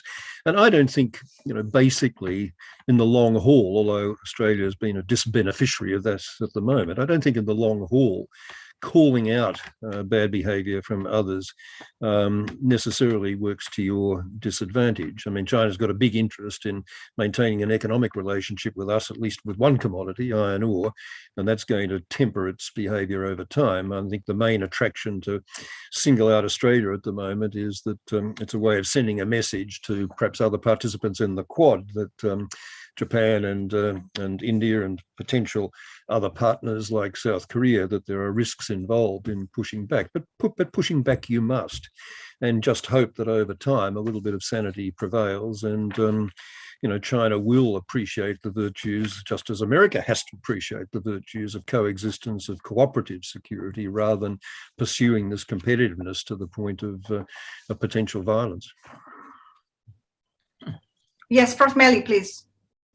Yeah, Southeast Asian countries, at least publicly, would say that they don't want to choose between the US and China. The US and China. But it doesn't mean that, not choosing means you also don't do anything, right? And I think in the context of the issues that are very close to our security, which is the South China Sea, right? Some countries, have actually called out China, even if they have close links to China. However, the problem really is not just having to choose between China and the US. The problem really is the extent to which individual ASEAN countries can actually manage the demands between and address the issue of national. The word that the late Dr. Surin would always say is to marry, right, national interests versus regional interests. China preys on what it sees as weak states in terms of economically and leadership, right? At one point, if you look at the case of the Philippines, right, when leadership was stronger, right, it was able to call out China in spite of the fact that it relied heavily on China for foreign investments. At that time, when they called out and when they went for the arbitral ruling in before 2016, right, the biggest investors then was already China, but it was able to call out. Now, had other members, ASEAN countries, actually openly supported the call of the Philippines, call out China in terms of its aggressive behavior, then, looking at it, if you look at counterfactual, what would China have done? Would China have actually proceeded to be more aggressive, right? Or would it have actually sort of pushed back, did it actually restrain itself? But it didn't, yeah? And then you had to wait until, and then you now have, right, China openly supporting, almost underwriting an economy of one state, who's gonna be the chairman next year of ASEAN, right? Can Cambodia, let's just call it, actually marry national interests versus regional interests in ensuring that China abides by international law? So there is a problem, right? And so you don't want to be torn between two, you don't want to side, but it doesn't mean that, if you were Singapore, if you were Indonesia, if you were Vietnam, right? There's no reason why you couldn't have openly supported the Philippines when it went on taking on China. And now, as a result of that, it became a basis for states now that have territorial disputes with China. So I think China, for all its big power, etc., will push back if it thinks that the region actually stands as has one collective voice. Yeah, if it doesn't have that collective voice, then we lose out.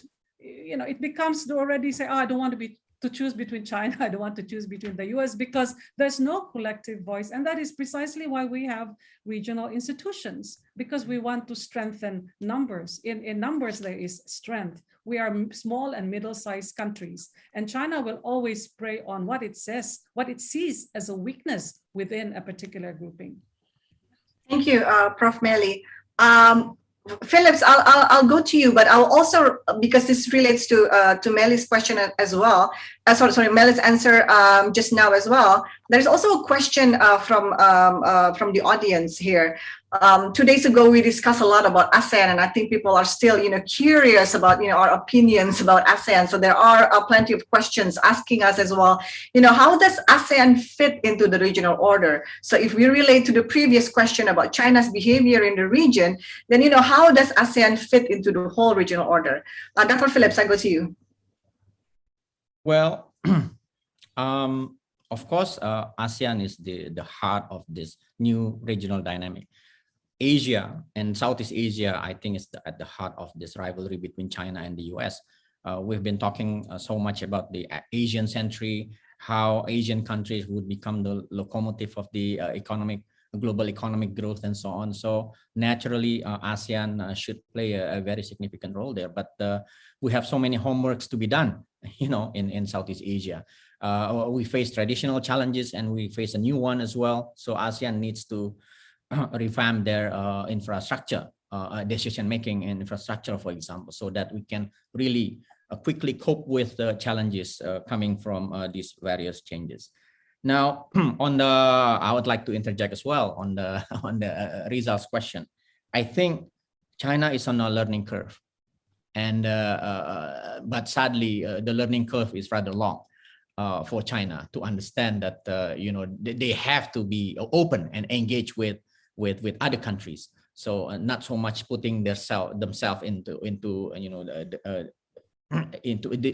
see themselves as the most important players.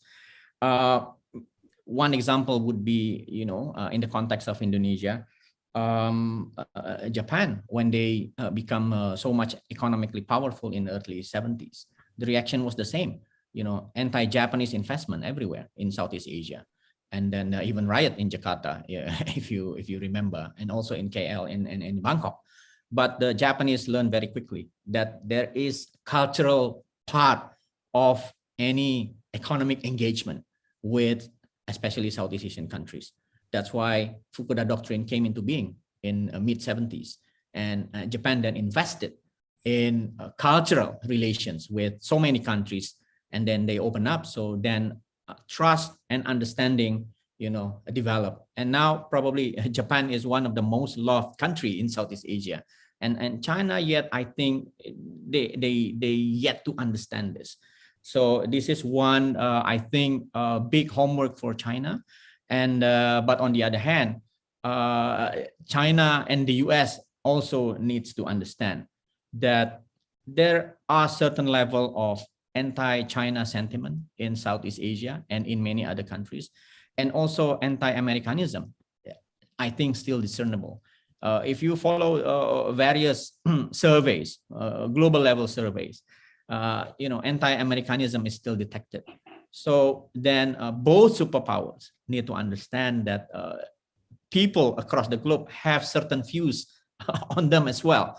And then this is something that I think we need to work on.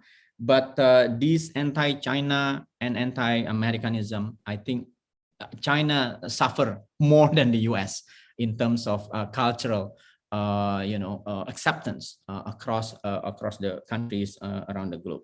But most of this anti-China or anti-Americanism sentiment, most of them are actually avoidable.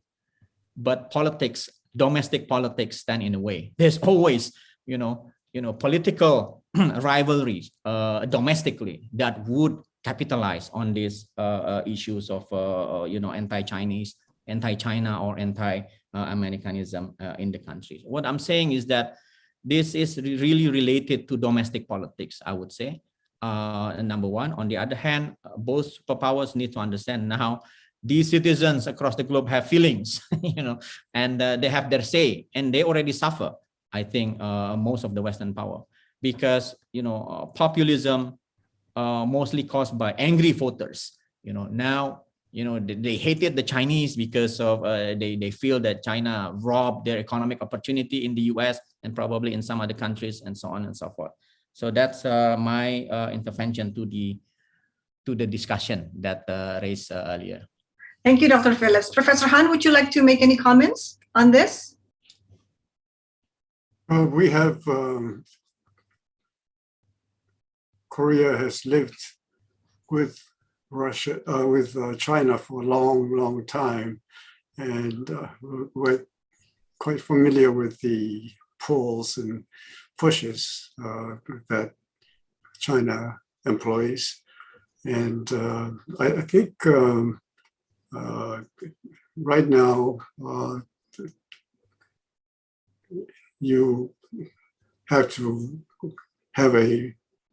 we have to have a balanced attitude. We cannot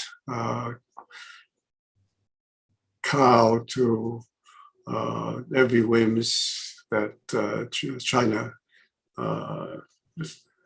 demonstrates. And at the same time, there are limits of what we can do. I think there are some signs, as Professor Vermonte said, that China is realizing the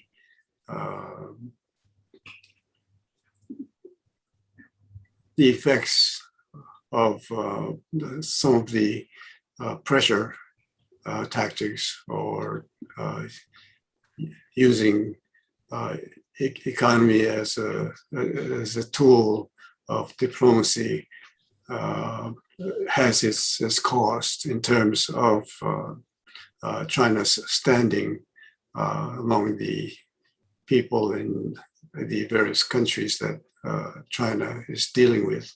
And so it will probably take some time. China has its own version of exceptionalism, which is to say that I think they still believe that China is the center of the universe. And at some point, and at this time, that is not necessarily the case. And so we'll try to make China realize the problems of behaving in a certain way. Thank you, Professor Han. Okay, I'll move on to the next question. There's a question I think this should be addressed to Professor Evans, but I welcome any of the other experts to also comment. This is about the latest Australia, UK, US trilateral security partnership. What can we expect from this? Do you predict it would stabilize or actually destabilize the region? Considering that through this partnership, the three countries have agreed to strengthen their defense posture in the region. Professor Evans. Well, I'm all in favor of sending some pretty strong messages to China about the perils of overreach and the way in which other countries in the region and beyond will in fact cooperate and work together to resist and push back against that. And in that context, I'm quite supportive of the Quad, not so much as a formal defence alliance, but as a messaging mechanism for getting that across. This latest announcement just this morning about the Australia, UK, US agreement in the particular context of a technological exercise of enabling us to build nuclear-powered submarines. I don't think, even though the leaders of our three countries have obviously wanted to talk up this in the context of a reaction to China and sending yet another message about the risks of imminent aggression from China and the need to prepare for it, I think that's pretty unfortunate to give it that content, this latest announcement. I think it's really all about, and the core of it is just improving Australia's defence capability, which is something every country has to do, irrespective of perceived adversaries' intentions. You've got to worry about other people's capability and prepare accordingly. And submarines are a very important part of our defence. I mean, surface vessels are not much use, tanks are no use at all, but submarines are a pretty crucial vehicle, and we don't have enough of them. We need to get some more. We need to get ones that will actually work effectively given our geography. And nuclear-powered submarines are terrific in terms of the support they enable you to give to fast movement onto station and loitering on station and all the rest of that technical stuff. I don't see it as in any way prejudicing nuclear non-proliferation. I don't see it as in any way a prelude to Australia going down the nuclear weapons path, which I'd be horrified about. It is just an exercise in acquiring a little bit more sophisticated capability than we previously had. And I don't think others in the region, including China itself, should get too spooked about that. Would any other experts like to comment? Prof. Mely, please. I think this is where we have to perhaps give more thought to the idea of coalition of the willing. I think Pak Jusuf mentioned that earlier, because there are also several analysts who said that, it's about time to really work among the coalition of the willing. Some say with the concert of power, once again. But the point that Gareth mentioned earlier is if you have a coalition of the willing, right, how is it going to be perceived? Is it going to be perceived as containing China, or is a coalition of the willing that actually includes in certain issues, in certain particular issue, it also includes China. So what does this coalition of the willing actually, how should it actually take shape? I think the Quad, for all the reservations that other countries have, in the region, serves a purpose in the sense that if China doesn't believe in ideas and norms, then real material power is something perhaps that it respects, right? So, it's there, but, to the extent to which, Quad then, I think the speech by Defense Secretary Austin saying that Quad is going to complement ASEAN-led institutions like the ADMM is something that then, puts some order or some, it sort of brings down the concern that it is actually going to be a containment against something else. So, I don't know, maybe this is something that the rest of the think tankers in the region can think about. How does this coalition of the willing work in trying to, at the same time, push back China, but at the same time engage China, right? Because we have this hot-cold treatment, right? But obviously, ASEAN, has real limitations, right? We can talk about, again, having a single voice, but material power is also important. And this is where you need the partnerships, the engagement of other powers, the US being one of them, right? And of course, middle powers. And in this case, we have, in the region, we now, when we talk about middle powers, we talk about Australia, Korea, Japan, etc., right? But when you engage them, how do we engage them in such a way that we don't, we do not isolate China? Because we always in our pronouncement talk about an inclusive regional order, right? Is it going to be on an issue base where you have coalition of the willing? Right, so I think more thought should be given to that. Thanks. Thank you, Phillips. Because I have a question for you. Can I just read them out because we only have time for one more question? There are actually two questions, at least questioning about Indonesia in the region.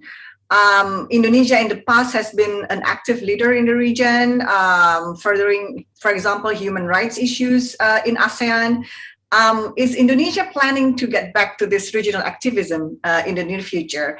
And there is also a question in asking about, Indonesia's ASEAN chairmanship in 2023. Maybe you could also comment on this. But please feel free to also comment on the previous question on the trilateral relationship. Please, Phillips. Yeah, I think the cooperation between Australia, UK, and the US show something that to my friend, Professor Gareth Evans, this is showing that for Australia, their hearts and minds, their minds is in Washington, DC, their heart is in London, but their belly is in Beijing. So joke aside, not for me, Phillips, not for me, but anyway. Go on. Joke aside, though, I think looking at it from the US perspective, though, this add layers to minilateralism that US has been developing, after Quad, and this is another one that would complicate, I think, regional affairs, especially when it comes to China. And nuclear-powered submarine, I think, would alert China, because that would be a capability coming from Australia. It will alert them on the question of Taiwan Straits, because that would enable Australia to go near the area where for China it is just a matter of sovereignty. But let's see how it goes. But the question on the coalition is very interesting in terms of US built coalition, because bringing in Australia, China does not have a coalition as yet, but the US enjoys this for a long time, that their allies would add resources to the coalition and would be willing to defend the US and to invest with the nuclear powered submarine. I think Australia kind of abandoning the plan with the French to build another type of submarine in Port Adelaide, if I'm not mistaken, but now decided to do this instead of the ones that was prepared with the French. And because, of course, probably the strategic goals would be much more important for Australia. But that's something that would need more discussion. Can I just clarify that quickly on the submarines? The French deal was a catastrophe in terms of ability to produce the goods on time at any kind of reasonable cost.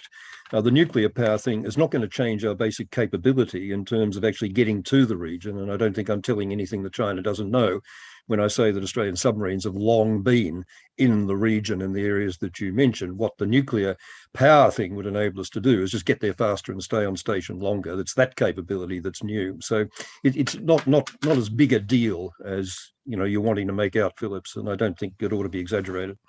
Right. Okay. And certainly my heart is not in Washington and in London. My heart is in the region, as you well know. Right. It's our geography, not our history, that matters for Australia's future. Okay. Yeah, I agree with you. I know you. You know that your commitment to Southeast Asia is wonderful. Now, on the question of Indonesia and Southeast Asia, I don't think Indonesia choose the role of leading in Southeast Asia, but a leadership, as mentioned by Professor Sung-Joo earlier, come from various sources. On various issues, Indonesia continues to play a very significant role. The AOIP, for example, I think would not happen without Indonesia kind of pushing for that kind of a home ground document as an alternative to various concepts of Indo-Pacific coming from Japan, from the US.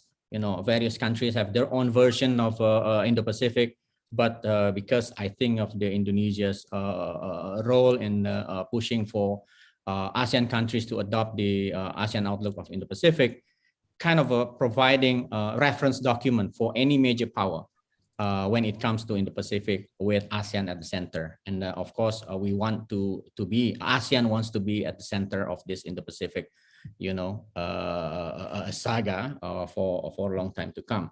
And secondly, I think leaders, you know, it depends on the leaders as well.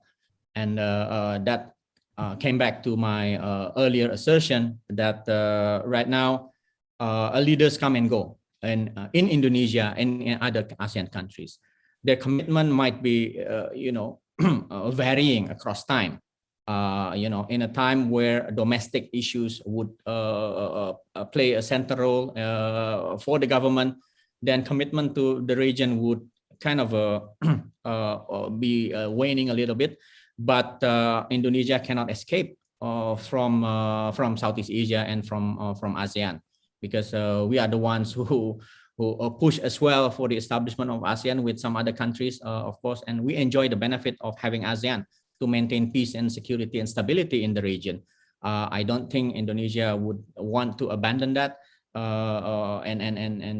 and seek for alternative as a guarantor of peace and stability in the region. Prof. Mely, you have something to add? Yeah, I was just going to say, I agree with Philip when he says all politics are local. It always starts at the domestic level. But at the same time, there's also your, you know, if you are in a region, your size also matters. But in this case, I mean, talking about Indonesia, if Indonesia has basically spearheaded the conceptualization of the ASEAN outlook to the Indo-Pacific as an alternative to the other conceptualization of the Indo-Pacific. The onus is really now on Indonesia to also lead the way in how you actually actualize this idea, right? I read in the news yesterday from the discussion the other day in your panel that it's not enough to just have hope, right? It has to be strategies in actualizing and implementing the ASEAN outlook in the Indo-Pacific. And if I were to look back what happened before, one of the initiatives of Indonesia, I look at the ASEAN's political and security idea that Indonesia had pushed, and that has actually been actualized in terms of, again, it's not just the ideas, the values that you're supposed to promote, but actually also in upskilling or retooling the capacity of ASEAN in terms of mechanisms, capacities, et cetera, and other. So it's about time, I think, that you really have to then say, how do you want to implement the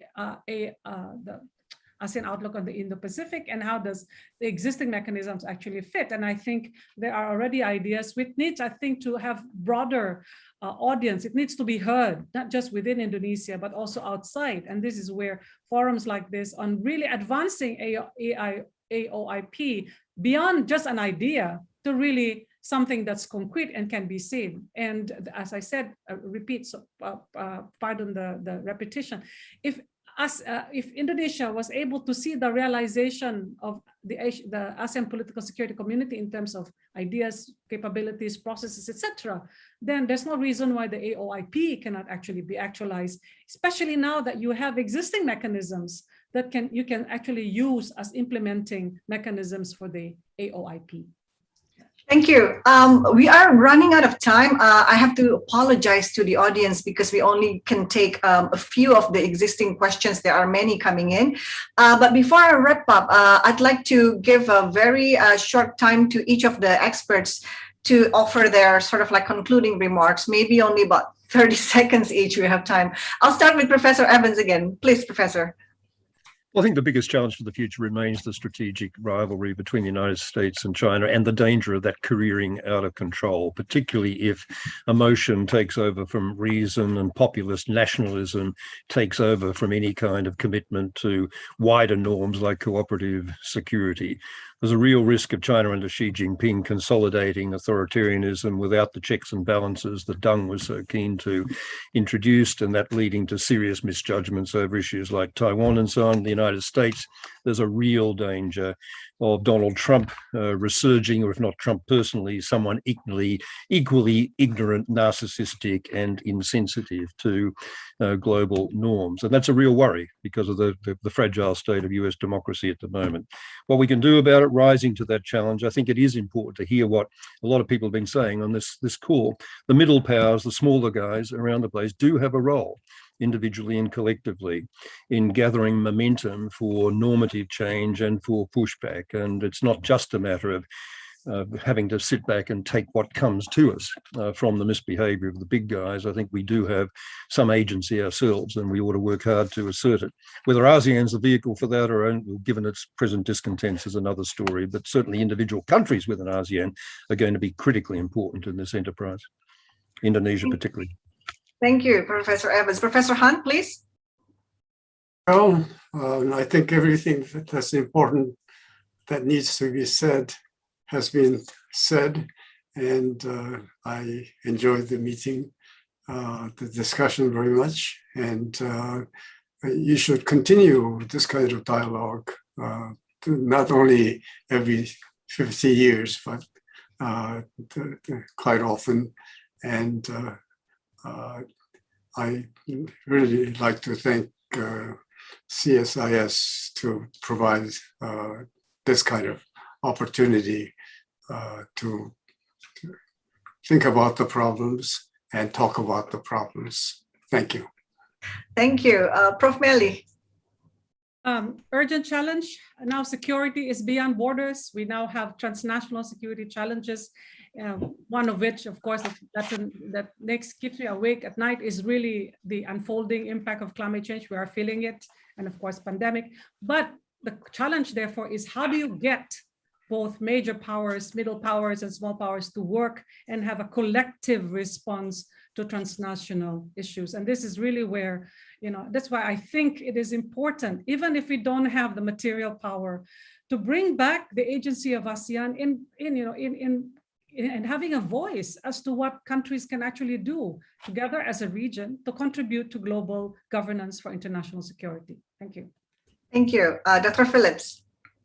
Yes, I think regional organizations such as ASEAN, through our discussion, I think we agree that ASEAN is important. Regional organization is important to mitigate the excesses of geopolitical rivalry between China and the United States.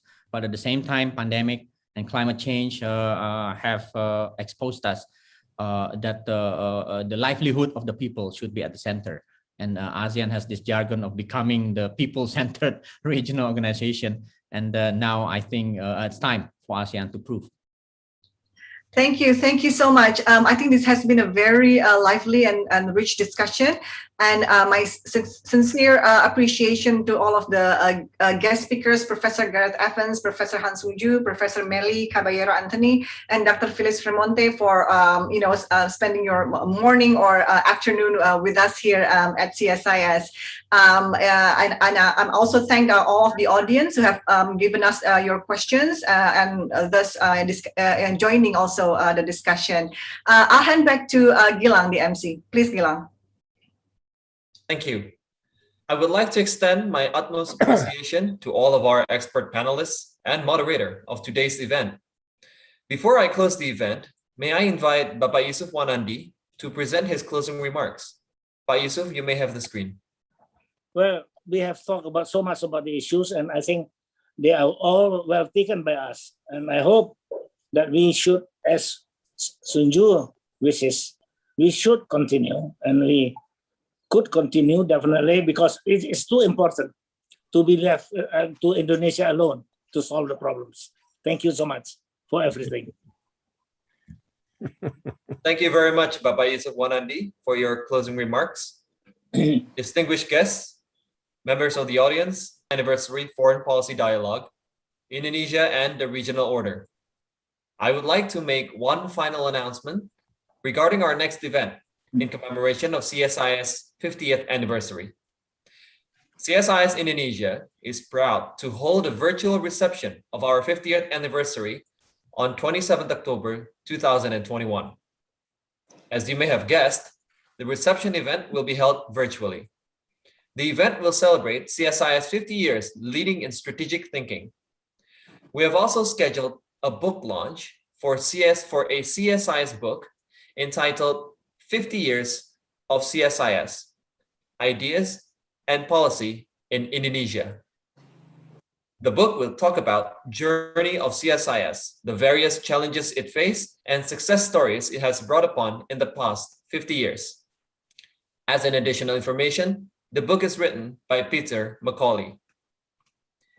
To make the event more exciting, the organizer has announced that entertainment will be provided, as well as prizes for a few lucky participants. We encourage members of the audience to stay tuned to CSIS platforms through our social media canals. Thank you for joining us today in our event. We look forward in seeing you again on 27th October 2021. Stay healthy, have a good day, and goodbye. Thank you. Thank you so much. Yeah, thank you, Sung-Joo. Thank you.